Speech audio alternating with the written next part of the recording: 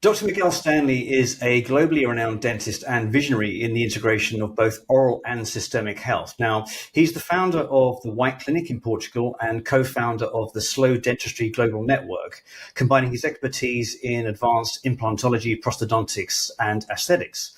Now, Dr. Stanley's pioneering work in AI diagnostics highlights his dedication to addressing chronic oral inflammation, which is linked to over 22 non-communicable diseases, which really transform the dentistry into being a cornerstone of healthcare and longevity. So, Dr. Stanley, thank you so much for joining us today. Thank you, Phil. I'm super excited for this conversation, and thank you for highlighting such an important topic that goes many times overlooked. Well, Dr. Stanley, I'm a Brit, and you know the Brits are pretty renowned for their bad teeth, so there's a lot of outdated dental work out there, right? And obviously that is contributing to chronic inflammation. So what are the risks to systemic health from that? Well, as you said in the introduction, that there's over 22 non-communicable diseases that are directly correlated to the mouth. What does that mean? That means that, first of all, a non-communicable disease is one that I can't catch from you, all right? So, and some of these include Alzheimer's, and, autoimmune diseases, fibromyalgia, all of these illnesses. I think we need to just step back a little bit and understand why we're not seeing this. And it's a very old problem about 200 years ago where we separated dentistry from medicine. Has anybody ever stopped to think, like in the UK, why have you got doctors and dentists? And this is a global phenomenon.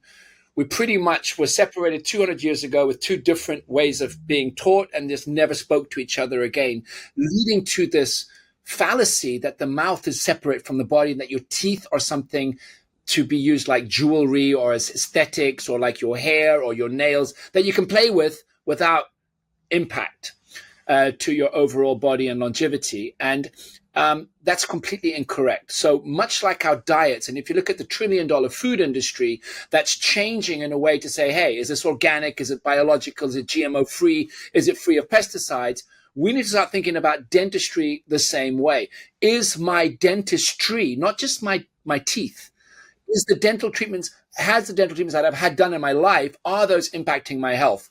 So, a great podcaster like yourself, Dr. Huberman, spoke about this about 8 months ago. He spoke about the oral biome and all of those biohackers and longevity and wellness experts out there, which is a massive growing trend. And that's why I love your podcast, by the way, is that, we're talking about oral biome, but that's for healthy people with relatively okay teeth. So what are the number one things that people think about? They think about tooth decay, gum disease, right? But no one's really looking at old and outdated dental treatments, which is my focus. Right. And what happens when you have that in your teeth, people forget that your teeth go through the gum into the bone, and that bone is literally your skull. And your teeth, the tip of your teeth at the top teeth are literally millimeters away from your brain. Right. And your bone is part of your immune system. So if you've got an infected tooth, that literally means your whole body is poisoned. So your teeth have a huge impact in your wellness, your longevity, your immune system. And if the quality of your dental treatments is not good, if it's outdated or you haven't taken care of your teeth, the impact is huge. Right. So yeah, I'm a child of the 60s, right? So I've got my 1970s filling still at the back here. No root canal for me, but I guess that this is an amalgam of really all of these old therapies coming through and potentially poisoning my body and many other millions of people, right? Well, yes, that's the answer. Mercury amalgam fillings are literally 50% elemental mercury that keeps them liquid in order to help us prepare. This was invented over 100 years ago. It's hugely toxic. Mercury vapors go into the body, stored in the thyroid, in the brain, in our tissues, in our organs. The data on this is absolute. Thankfully, most modern clinicians will not use a mercury filling in a modern setting. Why? Because it doesn't look nice. People want things that are more pretty. But the truth of the matter is you've got a huge amount of Gen Xers. I'm a Gen X like yourself. And baby boomers that have their mouth filled with these lead mercury fillings. Maybe one your body can process, but if you've got like sometimes up to 10, 15 of these in your body, that compounds and you're releasing those mercury vapors. There was a lot of people saying no, for many reasons, because change is difficult to accept. The same way people said that pesticides are not bad for you.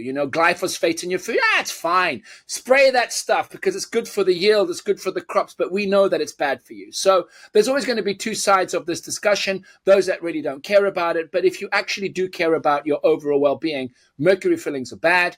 I've been a mercury-free and mercury-safe clinic for 25 years now. Okay. And if you do want to take them out, there's a very specific protocol to do that so that the vapors also aren't breathed in. And you that's should. Interesting. Well, I'm interested to learn more about that, because even just speaking with you now, I'm thinking, wow, I've got to get myself booked in and get rid of these bad boys at the back here. Yeah. And, in the UK, depending on where you are in the world, I'm actually British. I'm a GDC licensed practitioner. I've never practiced in the UK, but my mother's English. I actually think in some, I don't know about the legalities, but I think dentists are not allowed to say it's bad. I'm not certain yet. And there's some legal issues there because on the NHS, it's a very affordable and cheap material that mechanically is amazing. And if, throw aesthetics out of the window, it's fine. But it is a well-known toxin, and mercury's bad everywhere except somehow in your head. Okay, yeah, I get it. Well, let's leave the legalities to one side. Let's talk about what happens with the immune system, right? Because, immunology is a huge part of longevity. I mean, we're all kind of defending ourselves against all sorts of toxins all the time. So what does this do to the immune system? You mentioned going into the bone. I mean, obviously that's, getting directly into your T cells, right? Excellent. So regarding the filling materials, so that's say in the crown above the teeth, and there's a bunch of different materials. I would ask your listeners, if you're looking at having fillings done, go for BPA-free composites. So that's bisphenol-free composites. There's a few brands that do that. And don't be scared to ask for your dentist, hey, and you'll be surprised, a lot of dentists actually don't know, but you go for BPA-free restorative products. But the biggest problem isn't in fillings. It's inside the bone. So you don't necessarily have to have had poor quality dentistry to have this problem. I'd say the most common would be an infected tooth that hasn't been treated. Like, for example, an impacted wisdom tooth that's half in, half out, and that bacteria has managed to seep in, and you've got a huge host, like a cave of infectious bacteria, pathogens, fungus, all of that, and it's trapped inside the bone. Now, strangely, 99% of the times this causes no swelling, no pain, nothing, and it's there infected. This is directly causing cytokines or chemokines, inflammatory biomarkers that are directly released into the bone, into your immune system. And according to the work of Professor Edward Bullmore, the head of neuroscience of Cambridge University there in the UK, who published a book called The Inflamed Mind, he proved that these chemokines and cytokines can pass the blood-brain barrier. So it's not just an immune response, it's a neurological response. Yeah. And of course, in the jaw, you have a huge nerve that's directly connected to the brain. So if you have any of these low-grade chronic infections inside the jaw associated to old root canals, infected teeth that you haven't taken care of, that are causing you no local pain or problems, that can go into your problem, causing immune response, a negative one, and a neurological response that could translate as chronic fatigue, depression, anxiety, panic attacks, all the way up to dementia. So the importance of having a not healthy microbiome, that's secondary. Yeah. No infections in your jawbone that only a dentist with a CT scan can actually truly diagnose is of paramount importance. And I would actually argue, and I'm pulling things to my field, that it's probably one of the number one indicators for longevity. If you have low-grade chronic infection in your jawbone, your lifespan will be shorter, period. Wow. That's and health span. So let's talk about let's assume that there's somebody young, they're watching us today. They don't have all of these legacy issues, but obviously there's a lot of people that do. How do you track the systemic transition that happens out of this? How do you track the fact that you've now gone from one older state to a new state, and you've got this biocompatibility reintegrated into your dental work? I mean, that's really important, right? That you can see that actually you spend a lot of money getting this stuff done, and you're now being able to move the needle back to where it should be. Yeah. So I would argue that you're talking about somebody, for example, that was overweight, unhealthy, smoking and drinking, that invested a bunch of time and effort into changing their diet, going to gym, hitting the sauna, taking the supplements, and now getting healthy. And there's specific metrics that, one is physical, one is visual, the other one is your energy, right? And you can have these wearables that can track all of these things, and specific blood tests that you can measure before and after. Well, here at the White Clinic, we actually do longevity dentistry. Biohacking your teeth is something you can do. And I would argue that depending on the demographic that you're in, let's say you've got amazing teeth, you're, a Gen Z, you've got everything fine. Probably what you'll need is to have a healthy microbiome, fluoride-free toothpaste, visit your dentist regularly, have a good arch. You might need some orthodontics because depending on the shape of your arch, if you have a narrow arch, your breathing is going to be affected. If you have a wider arch, you'll be breathing more. Nasal breathing is very important in that, chewing hard foods when you're growing up. Let's say now you're a late millennial or Gen Z and you've got these old dental treatments and you want to upgrade. I would argue metal-free dentistry is best. Not everybody is compatible with metals in their mouth. There are blood tests you can take to actually see if you are intolerant to certain metals. Many people don't know about that, but we're working with labs for over a decade now where you can run a blood test to see if you are hypersensitive to metal. So imagine you don't want to spend the money. Do the test. Get tested. If you're compatible, you don't need to change it. Also, you can test your hair for trace minerals to actually see if you have heavy metals inside your body, deeply deposited from a lot of the toxins that can be found, such as the mercury. And you can, if you change your mercury fillings following the SMART protocol, which is a safe mercury amalgam removal technique established almost 30 years ago in the state, you can actually then do chelation therapy and then measure after about a year, and you can actually see if you've got those toxins out of your body. Last but not least, we do this for almost all of our patients that have old dentistry in their mouths. We can run specific blood tests looking for inflammatory biomarkers. One of them is relatively unknown, called the RANTES, or the CCL5 cytokine. And let's say the level's high. Once you've cleaned up the mouth with specific protocols and done, let's say, a inflammation-free version of dentistry, you can measure after 6 months. And in over 80% of our patients, we can see a dramatic reduction in systemic cytokines after doing this conversion dentistry to a more, to a better immune-friendly version. So there are ways that you can track this in your own body, not just aesthetically. Yeah, and let's talk a little bit about, obviously there's a lot of biomarker data being shared in the space now. We're all very aware of the data points we can now bring into our lives. Now you're very much focusing on AI, right? So I'm very interested to understand how you're applying AI to your work and how you see this applying out into the wider industry. I'm a big fan of AI. I'm a vice president of the Digital Dentistry Society, founded a decade ago, and we meet regularly every year with the greatest minds coming together, talking about robotics, AI, and digital technologies, software. And I mean, dentistry is really rapidly jumping onto that AI bandwagon. And I actually founded a company called Missing Link about a year ago or 2 years ago that looks at panoramic x-rays for potential sources of inflammation. Now, as a dentist, I don't want to take the diagnostics capacity away from a dentist. I think the dentist is sovereign in that. The second that we say an AI can do a full-on diagnosis, that's opening a landscape I don't want to navigate right now. I think a dentist, but here's the caveat. If you are trying to diagnose a complex oral issue as a dentist, so you, the patient, here's a tool that your listeners can take home right now. If that dentist is only using the little film x-rays to diagnose your mouth, and you have a health condition that you think can be tied to your mouth, change dentist. I'm telling you right now, if you have a condition, an autoimmune condition, any problem, and you think it could be associated to your mouth, that dentist has to use CT scan or CBCT. They're ubiquitous. They're all over the place. They're very low radiation, these new ones.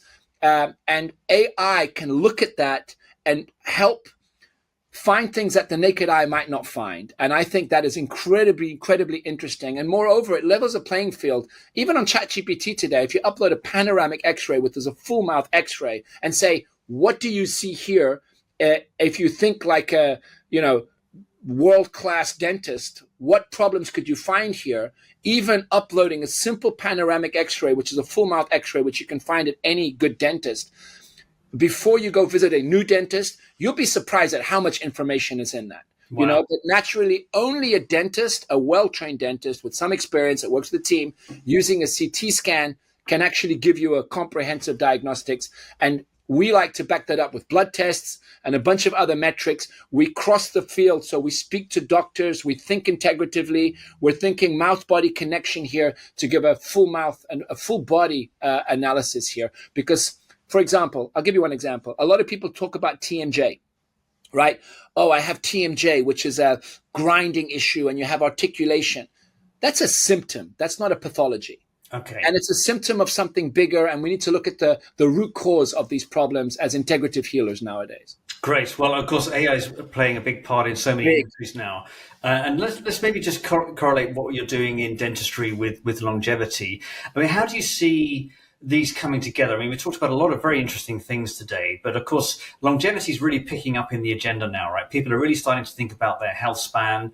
They're probably, as you say, they're not bringing the two together, their dentistry with their health span. How do you see this moving now as a integration of the, if you have a conference, right? Let's say there's a conference, you've got the clinical people there. There's no dentists on the agenda, right, at the moment. So how do you see these groups coming together?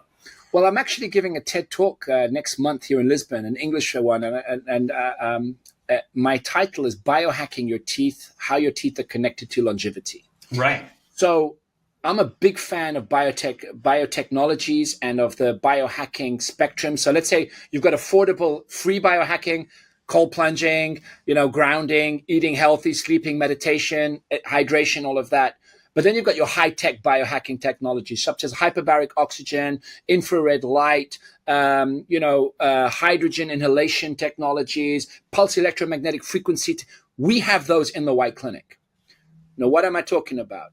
We've gone and leveraged all of these amazing biotechnologies, these biohacking technologies that are cryotherapy. We have cryotherapy technology in the clinic. Why? Because you take a tooth out, you're going to have an exothermic reaction, you're going to have some swelling, and for 100 years we've been putting ice on that. So we reached out to one of the top tech companies in Finland that makes cryotherapy, and we're using specific cryotherapy technology to help our patients mitigate inflammation. We're using hyperbaric oxygen chambers in the clinic. So you don't have to go to a longevity clinic to do hyperbaric, and we've got that in the clinic. So what we're doing is stacking technologies and already ready, available, and understood longevity tools. So genetic testing, blood testing, profiling. We're using AI to help us with our comprehensive dental diagnostics. We're making sure we've got the best biomaterials in the world, metal-free, BPA-free, all of that patients can also go online and prove this is happening because they're the end user. And then we're using all of the sequencing of the best technologies to accelerate healing, to reduce inflammation, and mitochondrial output. So nutraceutical, supplementation, all of that. If you're taking a tooth out, Phil, the number one surgery on the earth is a tooth extraction. It's not appendix. It's not boob jobs. It's not plastic surgery. It's a tooth extraction because you are doing an orthopedic surgery. You're taking a tooth out, but that's technically in the bone, in the skull. And you have a gaping hole of exposed bone of your skull into the saliva. If that healing doesn't go well, you will have ongoing inflammation for almost the rest of your life called a cavitation. If your vitamin D levels are low, you're going to have a bad healing. So we know that in longevity. How many dentists out there watching this podcast today measure vitamin D before a tooth extraction? I can guarantee you the number is under 5%. How many of the patients demand or subjective, ask their dentist to say, could you measure my vitamin D? They don't know they have to. So I think the time has come where consumers also have to be smarter. And I think it's an amazing time for healthcare right now, because how can we boost your immune system using the biohacking, longevity, and wellness upgrade that's happened in civilization, thanks to many times like podcasters like yours, to get you healthier while you're having your dental treatment done? And then how is that going to impact your longevity? And Phil, I can tell you, if dentists get this right and do full mouth, really comprehensive, great dentistry with low impact anti-inflammatory protocols, removing all of that low-grade chronic inflammation, the overall impact in health span and lifespan is unbelievable. And it's measurable. And it's measurable. I love it. I mean, my mind has opened already today. But this is what I love about meeting experts like yourself. You know, I'm an N of one, right? So I'm thinking, okay, I've got to get a proper CT scan. I don't want any of those x-rays. I've got to get my dental work worked out. And of course, this is just a starting ramp to obviously all the great work that you're doing. And I understand that you're working with, big celebs for like, Ronaldo and Madonna as well, right? So presumably, with all this great innovative work you're doing, that's why you're attracting these people. Well, it's a blessing to be able to. I mean, I live in Portugal. I don't live in New York or LA, and I think ethics is also very overlooked in healthcare. I also hope that AI can help consumers understand that their doctors are ethically guided by science and proven evidence-based protocols, not marketing-based protocols. Everybody wants to make a good living out there, but it can't be at the expense of the patient's ignorance. So I think doctors, above and beyond everything, have to be teachers.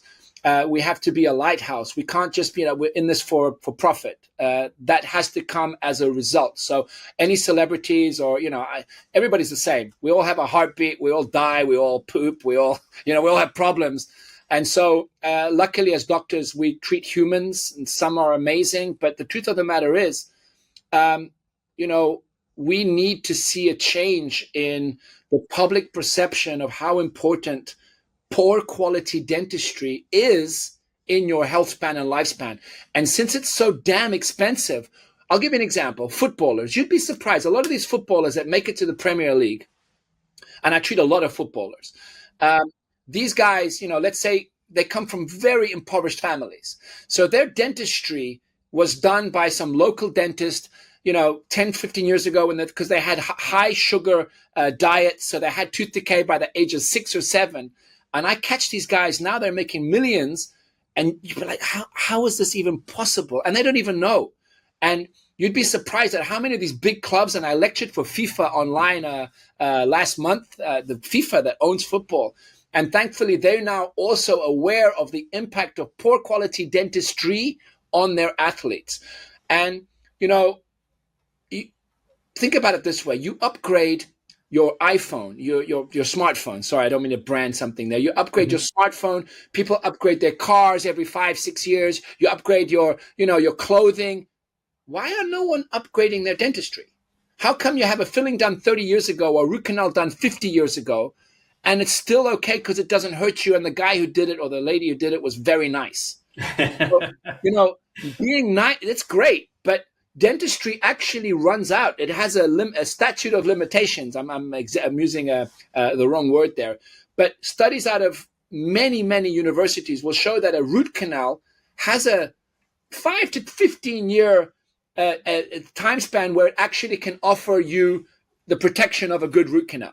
Yeah. Unlike a lot of these, biohacker, let's say influencer dentists, I'm not anti-root canal. I'm anti-bad root canal. And quite frankly, a bad root canal can be objectively seen on a CT scan. And we don't need to be fear-mongering all of this. And I'm not saying that, the best thing is to brush your teeth, have a healthy diet, visit your dentist regularly. But we need to really look into the impact of poor quality dentistry in our systemic overall look of health span, because no one's looking into this, Phil. Yeah, no, I get it. I mean, as they say, a mind once expanded by a new idea never returns to its original size, right? And I've definitely had a mind-expanding experience talking with you today, Miguel. Man. Yeah, great. Well, listen, let's do some quick-fire questions, if that's okay, just because I think that people like sort of one-sentence answers now. I know you've got a lot to say, but let's go. What would you do on a global policy basis to improve oral health worldwide? Every adult after the age of 21 should get a CT scan of their mouth or a full mouth panoramic at least once in their lifetime. Okay. And what about AI? How do you see AI reshaping the industry? AI needs to be embraced. It needs to be benignly programmed. I think you'll have several AIs working in tandem with each other, but I see it as a very positive impact, leveling the playing field so that patients can make smarter decisions about their healthcare. And what would you say is the most significant misconception that people have about the link between oral health and longevity? That teeth are there just for beauty. Your teeth. So if you had to choose between a beautiful smile and a healthy smile, choose a healthy smile any day of the week. It affects your brain, your body, your energy levels, and poor quality dentistry can really, really affect your life. Great. Well, Miguel, thank you so much for joining us today. I mean, it's been absolutely fascinating, I have to say. So obviously, you've got a lot to say, Miguel, and we obviously have a lot of readership now. So I guess getting people to your website is very important so they can understand how to prioritize the preventive care for their health span and likewise their dentistry. So thanks again. And I guess that we need to make sure they go to your website. So what would that be?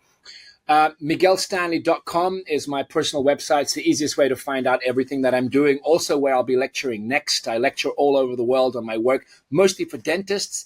I love educating, and my clinic is whiteclinic.pt for Portugal. That's where I live. Perfect. Well, Miguel, it's such a pleasure, and I'm looking forward to the reactions that our audience are going to have to this. I think you've stimulated a lot of discussion and debate today.